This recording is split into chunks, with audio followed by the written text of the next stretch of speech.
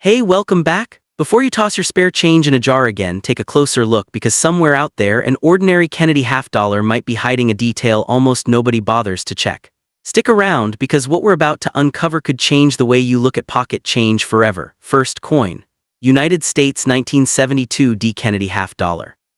It sits in coin jars and forgotten dresser drawers across the country, dismissed by most people as nothing more than 50 cents of pocket change. And yet this single coin carries inside its copper-nickel layers a story that stretches back to a nation still grieving, still healing, and still trying to find unity through a small piece of silver-colored metal that no longer contained any silver at all.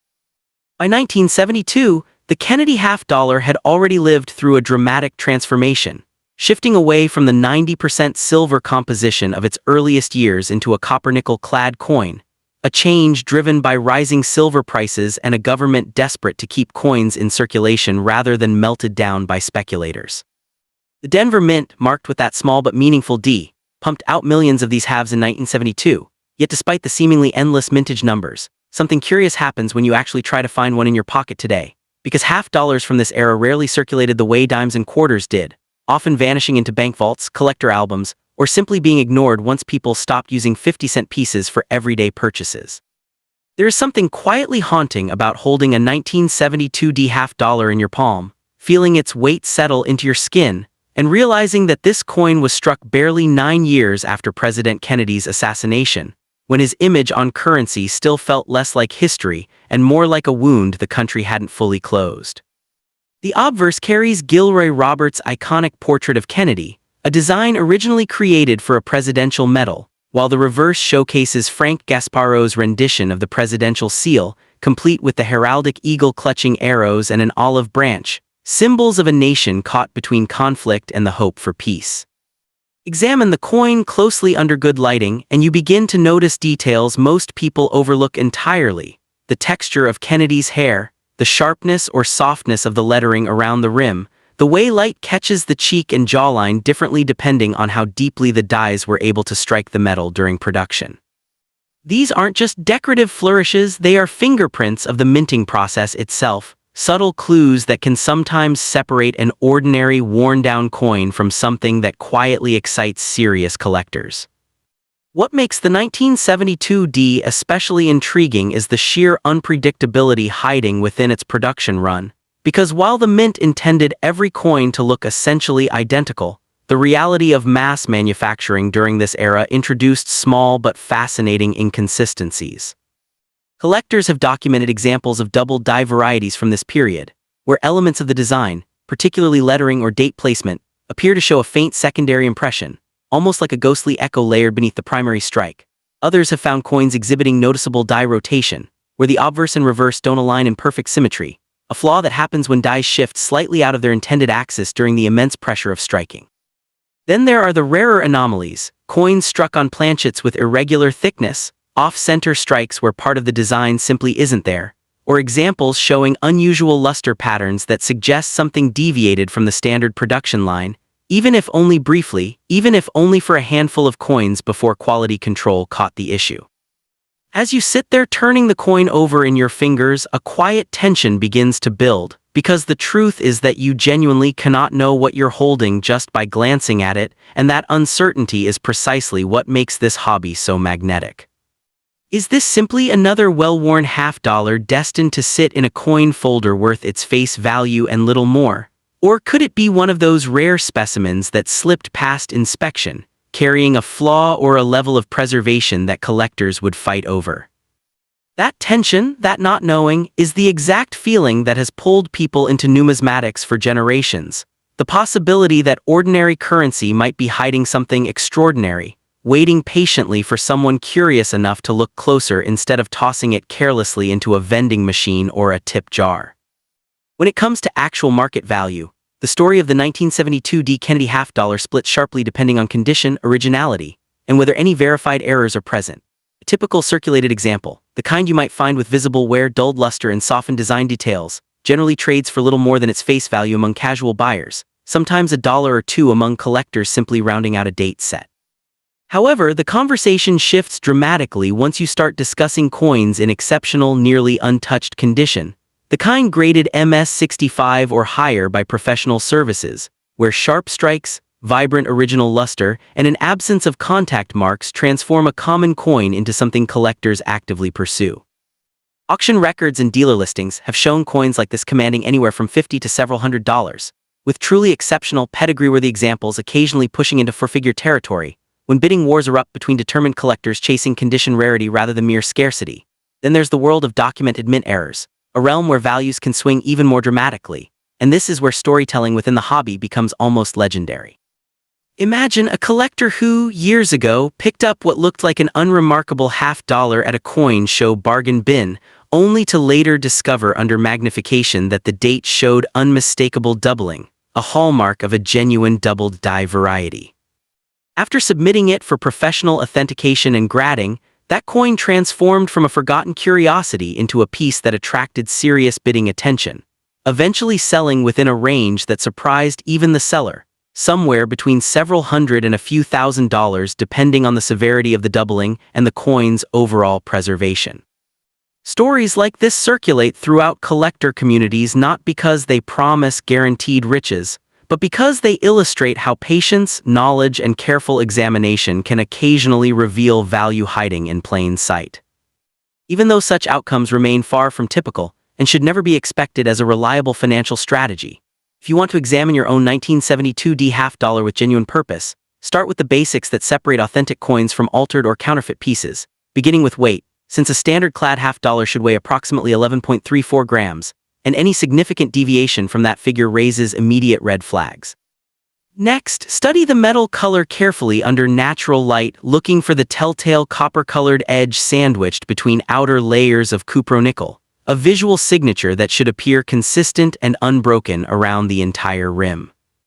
Pay close attention to strike alignment by rotating the coin between obverse and reverse to check whether the design sits in proper coin turn orientation. Then inspect the rim for uniform shape and denticles without flattening or irregular bulging that might suggest tampering. Finally, use magnification to study lettering, particularly around Liberty, In God We Trust, and the date, searching for genuine doubling rather than simple wear-induced blur. And remember that even when something looks promising, only professional authentication services can confirm whether you're holding a genuine variety, an environmental anomaly, or simply a coin that has lived a long and ordinary life.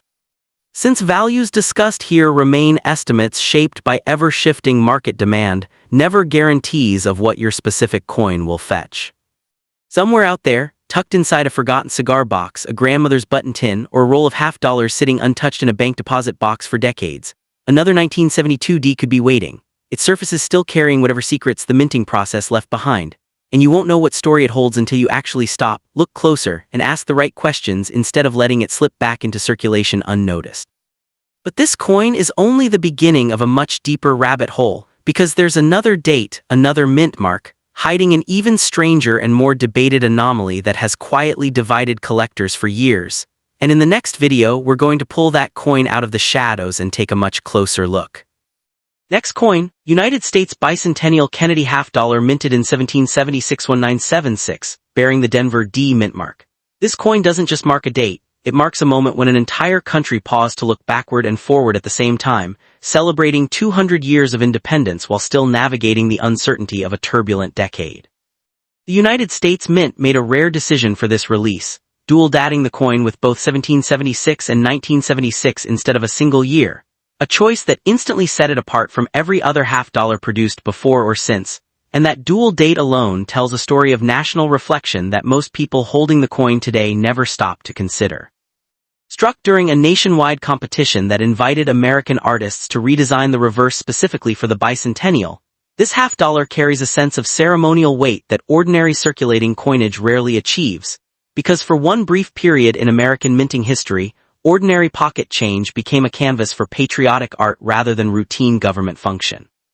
The reverse design, created by Seth Huntington, depicts the Liberty Bell deliberately positioned in front of the moon, an unusual and almost dreamlike composition that puzzled some observers when it first appeared, since the symbolism merges a colonial-era artifact with the modern achievement of lunar exploration, bridging 2 centuries of American ambition into a single small disk of metal.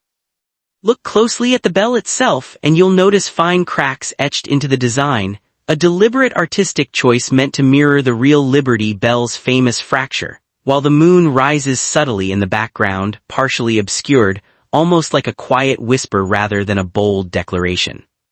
The obverse retained Kennedy's familiar portrait, yet even here, subtle differences exist between this issue and standard date halves, particularly in the way the dual date was integrated into the design without disrupting the overall balance of Kennedy's profile, a technical challenge that mint engravers handled with surprising precision given the constraints of working within an already established portrait.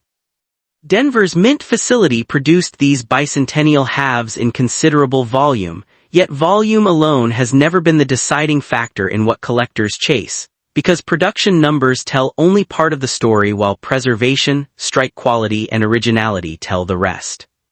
Many examples that left the Denver Mint in 1975 and 1976 entered circulation immediately, absorbing scratches, fingerprints, and the slow dulling effect of handling, while others were set aside in bank rolls or mint sets, untouched by human hands for decades, creating a noticeable gap between coins that look tired and coins that still gleam with their original cartwheel luster. This gap matters enormously to collectors because a coin's surface tells a silent story of where it has been, whether it spent years jingling in pockets and cash registers or whether it rested quietly in protective packaging, shielded from the wear that erases fine design details over time. Within this seemingly uniform mintage, careful collectors have identified intriguing inconsistencies that elevate certain pieces above the ordinary, including examples showing weak strikes on the Liberty Bell's lower clapper area, doubling along the lettering of EPLURIBUSUNUM, and occasional planchet irregularities that produced coins with slightly uneven surfaces or unusual luster patterns. There are also documented instances of off-center strikes, where the design shifted noticeably from its intended placement, and rare reports of clipped planchets, where a portion of the coin's edge appears incomplete due to a manufacturing punch error during the blanking process. None of these anomalies were intentional, and most were caught before leaving the mint, yet enough slipped through quality control to create a genuine sense of possibility among collectors who comb through bicentennial halves hopping to spot something the original inspectors missed. When discussing actual market value, context becomes everything, because a circulated 1976 D half-dollar found in everyday pocket change typically holds value close to its face amount, appealing mostly to casual collectors completing date sets rather than serious investors. The picture changes considerably once a coin reaches higher grades, particularly those certified MS-65 or above by professional grading services, where sharp design clarity, full original luster, and minimal surface marks transform a common bicentennial piece into something actively sought after, with auction archives showing such coins occasionally selling anywhere from $50 to several $100 depending on demand at the time of sale. Coins exhibiting verified mint errors occupy an entirely different tier of interest, and collector forums occasionally reference specific examples, such as a dramatically off-center strike or a clearly double die variety, that attracted bidding attention reaching into the thousands, though such results remain exceptional rather than typical, dependent heavily on authentication, documented provenance, and the specific appetite of buyers competing at that particular moment. It's worth remembering that even within these elevated examples, no outcome is guaranteed, and collectors who have witnessed surprising auction results over the years will just as quickly tell stories of coins that failed to meet expectations once professional graders examined them closely, revealing hidden wear, environmental damage, or alterations that weren't visible to the naked eye. This unpredictability is precisely why responsible collectors approach every potential discovery with measured curiosity rather than assumption, understanding that a coin's story only becomes clear after careful, methodical examination rather than wishful interpretation under poor lighting or rushed inspection.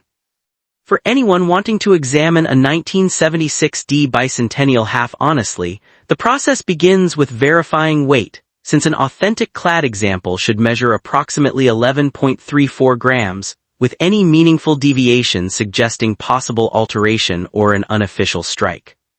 From there, study the metal's color carefully, checking for the recognizable copper-toned core visible along the rim, sandwiched neatly between outer cupronickel layers, and ensure that color band remains consistent and unbroken around the coin's entire edge. Examine strike alignment by checking whether the obverse and reverse designs sit in proper coin turn rotation. Inspect the rim closely for uniform denticles and consistent shape without flattening or distortion, and use magnification to study lettering details, particularly around the inscriptions and date, watching for genuine doubling rather than surface where that merely mimics it. Ultimately, the deeper appeal of this coin lies not in chasing a guaranteed payday, but in appreciating the layered history embedded within its design. From its commemorative purpose to its artistic symbolism to the subtle manufacturing quirks that occasionally separate an ordinary find from something collectors discuss with genuine excitement. Anyone who suspects they may be holding a particularly well-preserved or unusual example should consult a professional grading and authentication service before assuming anything about value, since only expert verification can confirm originality, grade, and authenticity, all of which directly influence how a coin is ultimately received within the collector marketplace, where realistic expectations and patient research matter far more than hopeful guesswork. Coin number 3, United States Kennedy $half, minted in 1974. It belongs to a quieter chapter in the coin's long history, sandwiched between the silver-clad transition years and the patriotic fanfare of the upcoming bicentennial release, which is exactly why so many people overlook it without realizing what they're passing by. By 1974, the Kennedy $half had settled into its copper-nickel-clad composition, no longer carrying any silver content, yet the coin still held cultural weight as a tangible link to a presidency that had ended abruptly just over a decade earlier. Production that year occurred at both the Philadelphia and Denver mints, with the Denver issue identifiable by its small D mint mark positioned near the base of Kennedy's neck, a detail easy to miss unless you know exactly where to look. What makes 1974 particularly interesting within the broader Kennedy $half series is that it represents a kind of transitional calm, a year when the design remained stable, the production process had matured, and yet the coin still struggled to find genuine use in everyday commerce, often disappearing into bank bags and collector holders rather than circulating freely through cash registers and pockets.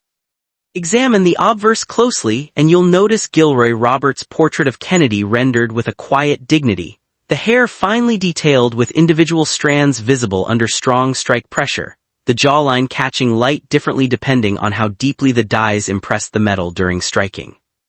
The reverse, designed by Frank Gasparro, presents the presidential coat of arms with its eagle clutching both an olive branch and a bundle of arrows, wings spread wide in a posture meant to convey strength balanced with peace, surrounded by a ring of stars representing the original states. Collectors who study this coin closely often point to the texture of the eagle's feathers as a quiet indicator of strike quality, since weaker strikes tend to blur the fine feather separation into a soft, almost melted appearance, while sharper strikes preserve crisp, individual lines that reward close inspection under magnification. There's something almost meditative about studying these details, because unlike flashier, more famous coins, the 1974 $half doesn't announce its significance loudly. It waits patiently for someone curious enough to look past its ordinary face value and notice the craftsmanship embedded in its surface. Despite appearing relatively common at first glance, the 1974 issue carries a handful of documented production quirks that have quietly captured collector attention over the years.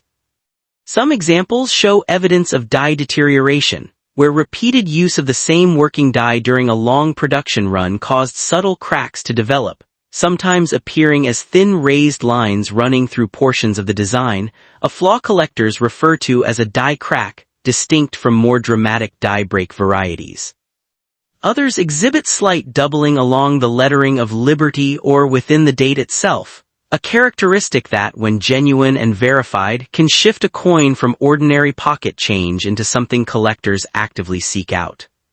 There are also occasional reports of off-center strikes from this year, where the coin's design sits noticeably shifted from its intended placement, leaving a crescent of blank, unstruck metal along one edge, a visual anomaly that immediately distinguishes such pieces from the millions of perfectly centered halves produced that same year. Preservation plays an enormous role in determining how a 1974 $half is perceived within collecting circles, and the contrast between a heavily circulated example and one preserved in near-original condition can be striking. A coin that spent years moving through circulation often shows softened design details, a dull, lifeless surface and small contact marks accumulated from contact with other coins, while an example carefully removed from a mint set or bankroll decades ago might still display vibrant, frosty luster and razor-sharp design elements exactly as they appeared the day they left the press. This difference isn't merely cosmetic, it represents two entirely different stories the same coin can tell, one of everyday utility and wear, the other of quiet preservation and patience, and collectors often find themselves drawn emotionally toward pieces that seem to have escaped the passage of time almost entirely. When the conversation shifts toward market value, it's important to approach the topic with measured realism rather than excitement alone, because the overwhelming majority of 1974 Kennedy half-dollars in circulated condition hold value close to their face amount, appealing primarily to those building complete date sets rather than serious investors chasing rarity. The picture changes meaningfully once a coin reaches exceptional grades, particularly those certified MS-65 or higher through professional grading services, where collectors have shown willingness to pay anywhere from $50 to several $100s for pieces displaying full original luster, sharp strike characteristics, and an absence of distracting marks or blemishes. Coins carrying verified mint errors occupy a different tier entirely, and auction archives occasionally reference specific examples, such as a clearly doubled die variety or a dramatically off-center strike, that attracted serious bidding interest reaching into the thousands, though such results remain exceptional rather than expected, shaped heavily by documented authenticity, condition, and the specific collectors competing at that moment. Stories circulating within numismatic communities often describe collectors stumbling upon old bank rolls of half-dollars purchased decades ago, sitting forgotten in a closet or safety deposit box, only to discover upon careful inspection that one or two coins within the roll displayed unusual characteristics worth submitting for professional evaluation. These stories resonate not because they promise guaranteed financial reward, but because they illustrate how patience and careful observation occasionally reveal something genuinely interesting hiding within ordinary, overlooked currency. At the same time, just as many collectors describe submitting coins they believed were special, only to learn through professional grading that wear, cleaning damage, or environmental tunning had diminished value far below their initial hopes, a reminder that assumption without verification rarely serves anyone well within this hobby. For those wanting to examine their own 1974 half-dollar with genuine purpose, the process should begin with confirming weight using a precise scale, since an authentic clad example should measure approximately 11.34 grams, with significant deviations suggesting possible damage, alteration, or an unofficial strike. Next, study the metal's color carefully under natural lighting, looking for the distinctive copper-toned core visible along the coin's edge, sandwiched neatly between outer layers of cupronickel, ensuring that band remains consistent and unbroken around the entire circumference. Check strike alignment by rotating the coin to verify proper coin turn orientation between obverse and reverse. Examine the rim closely for evenly spaced denticles without flattening or irregular distortion, and use magnification to study lettering and date details, distinguishing genuine doubling from the softer blur caused by ordinary circulation wear. Ultimately, the value of taking time to study a coin like the 1974 Kennedy half-dollar extends beyond any potential dollar amount it might fetch, resting instead in the quiet satisfaction of understanding how minting processes, historical context, and decades of handling combine to shape each individual coin's story. Anyone who suspects they may be holding an example with unusual characteristics or exceptional preservation should seek out professional grading and authentication services before drawing conclusions, since only expert verification can confirm whether a coin's perceived rarity holds up under close scrutiny. And even then, final market value remains shaped by shifting collector demand and broader market conditions, rather than fixed or guaranteed outcomes. Last coin, 1981 United States Kennedy half-dollar, featuring a portrait of John F. Kennedy and bearing the small P mint mark, a detail that itself tells an important story most casual observers never notice. For decades prior, the Philadelphia Mint had struck coins without identifying itself with a mint mark at all, treating its production as the default, unmarked standard against which branch mints distinguished themselves. That changed in 1980, making 1981 only the second year in this new era where Philadelphia struck half-dollars proudly carried their own letter, a small stylistic shift that adds an extra layer of historical texture to a coin many people assume is entirely unremarkable. By this point, the Kennedy half-dollar had existed for nearly 2 decades, its novelty long faded, its presence in everyday transactions increasingly rare, as Americans gravitated towards smaller, lighter denominations for daily spending while half-dollars quietly accumulated in bank vaults, collector folders, and forgotten coin jars rather than cash registers. The early 1980s marked a strange period for half-dollar production generally, with mintage figures dropping noticeably compared to earlier decades, reflecting declining public demand rather than any change in the coin's design or composition. Despite this declining circulation, the artistic integrity of the coin remained untouched, still showcasing Gilroy Roberts' dignified rendering of Kennedy on the obverse, his expression calm and resolute paired with Frank Gasparo's heraldic eagle reverse, wings outstretched in a pose meant to balance strength and diplomacy. Look closely at a well-preserved 1981 P example, and you'll notice fine details that often escape casual handling, including the subtle texture along Kennedy's collar, the crisp separation between individual feathers on the eagle's wing, and the sharp, evenly spaced denticles running along the coin's rim. All details that strike quality and preservation can dramatically affect depending on how the coin traveled through its early life after leaving the mint. What makes coins from this particular year intriguing to dedicated collectors isn't dramatic rarity in the traditional sense, but rather the quiet inconsistency hidden within a production run that wasn't subjected to the same intense scrutiny as more famous, heavily studied dates. Some 1981 P halves display noticeable weak strikes, particularly around the high points of Kennedy's hair and the eagle's breast feathers, a result of die pressure inconsistencies that occurred during a period when mint resources were increasingly focused elsewhere. Others show evidence of minor die polishing lines, faint parallel scratches visible under magnification, created when mint technicians attempted to extend the working life of aging dies by smoothing away minor surface imperfections. Occasionally, collectors report examples with slight doubling along the motto "In God We Trust," or within portions of the date, characteristics that, when authenticated as genuine doubled die varieties rather than simple strike doubling, can transform an overlooked coin into something actively pursued within specialized collecting circles. The story of circulation versus careful preservation becomes especially pronounced with coins from this era, since so few 1981 halves actually saw regular use in commerce, creating an unusual situation where survival rates in higher grades may be proportionally better than older, more heavily circulated dates, yet genuine collector awareness of this fact remains relatively limited. A coin that spent decades sealed within an original bankrupt roll or a forgotten mint set often emerges today with luster nearly identical to the day it was struck, frosty and undisturbed, while an example that somehow did circulate, perhaps used briefly before being pulled aside, may show the soft, muted surface typical of even light handling. This contrast matters enormously to serious collectors, because preservation quality often speaks louder than scarcity alone when determining how desirable a particular coin becomes within today's grading-driven marketplace. When the conversation turns toward realistic market value, context and verified condition become absolutely essential, because the vast majority of 1981 P Kennedy half dollars found in circulation or casual collections hold value close to their face amount, appealing mainly to those assembling complete date runs rather than serious investors seeking rarity.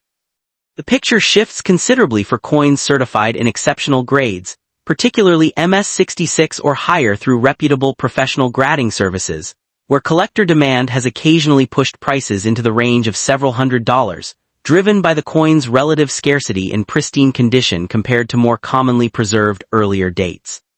Verified Mintero examples occupy an entirely different tier of interest, and collector discussions sometimes reference specific specimens, such as confirmed double die varieties or dramatically off-center strikes, that attracted serious attention at auction, with some documented sales reaching into the thousands of dollars under exceptional circumstances involving strong authentication, clear provenance, and competitive bidding among specialized collectors. It's worth remembering that auction results, however impressive in isolated cases, represent specific moments shaped by particular buyers, specific demand, and individual coin characteristics rather than a guaranteed benchmark applicable to every similar coin.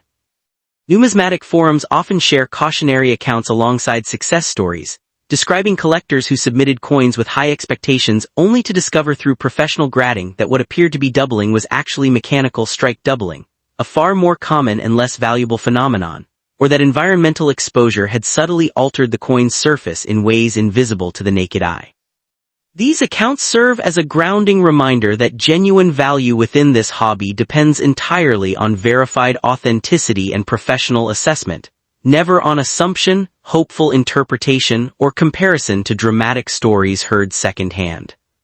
For anyone wanting to examine a 1981p half-dollar with real purpose, the process should begin with confirming weight on a precise scale, since an authentic clad example should measure approximately 11.34 grams, with any meaningful deviation suggesting possible damage, alteration, or an unofficial strike worth further investigation.